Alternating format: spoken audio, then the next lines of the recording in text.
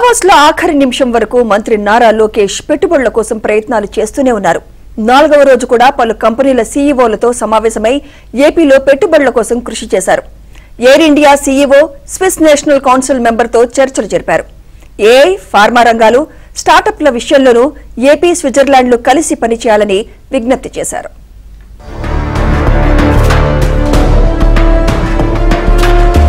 ఎముకలు కొరికే చలిలో సైతం ఓవైపు ముఖ్యమంత్రి చంద్రబాబు, మరోవైపు మంత్రి లోకేష్ ఆఖరి నిమిషం వరకు పెట్టుబడుల వేటను కొనసాగించారు.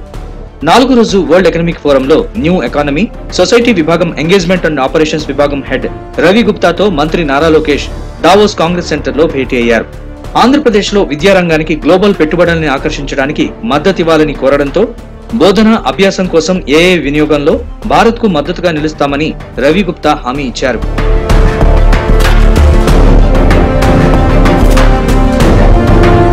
Cognizant technology solution CEO yes Ravikumar తో మంత్రి నారా లోకేష్ దావోస్ బెల్వెడేర్ లో భేటీ అయ్యారు. కాగ్నిజెంట్ నుంచి త్వరలోనే గుడ్ న్యూస్ రాబోతోందన్న లోకేష్ శరవేగంగా అభివృద్ధి చెందుతున్న ఏపీని AI, quantum computing, biotechnology, renewable ఎనర్జీలో డీప్ టెక్ హబ్ గా తీర్చిదిద్దడంలో సహకరించాలన్నారు.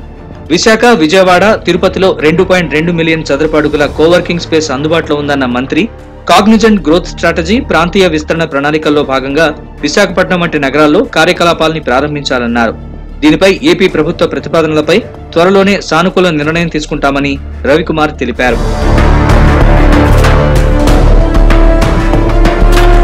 Innovative marketing, breweries, sports sponsorship లో ముందున్న హైన్కెన్ సంస్థ సీఈఓ డోల్ఫో వాన్ డెన్ బ్రింగ్ తో మంత్రి నారా లోకేష్ భేటీ అయ్యారు. ఏపీలో ఇన్వెస్టర్ ఫ్రెండ్లీ విధానాలతో ఇండస్ట్రియల్ డెవలప్మెంట్ పాలసీ 4.0 ప్రకటించినట్లు మంత్రి తెలిపారు.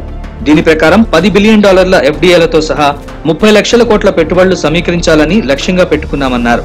రాష్ట్రంలో 175కు పైగా ఇండస్ట్రియల్ పార్కులను అభివృద్ధి చేయబోతున్నామన్న ఆయన 2030 నాటికి ఎగుమతులు రెట్టింపు చేసి $40 బిలియన్ చేర్చాలని భావిస్తున్నామన్నారు. పరిశ్రమలకు 15 రోజుల్లోనే అన్ని అనుమతులు ఇచ్చేలా ఏపీ ఈడీబీలో ప్రత్యేక విభాగాన్ని ఏర్పాటు చేశామన్నారు.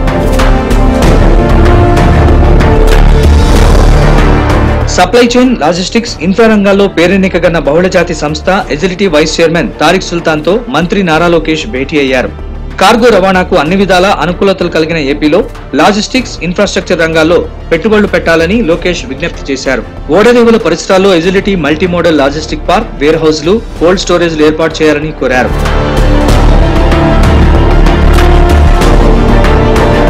ఓవైపు ముఖ్యమంత్రి చంద్రబాబు దావోస్ పర్యటనను ముగించుకుని దేశానికి బయలుదేరిన మంత్రి లోకేష్ మాత్రం పుట్టినరోజు నాడు కూడా పెట్టుబడుల వేటను కొనసాగించారు.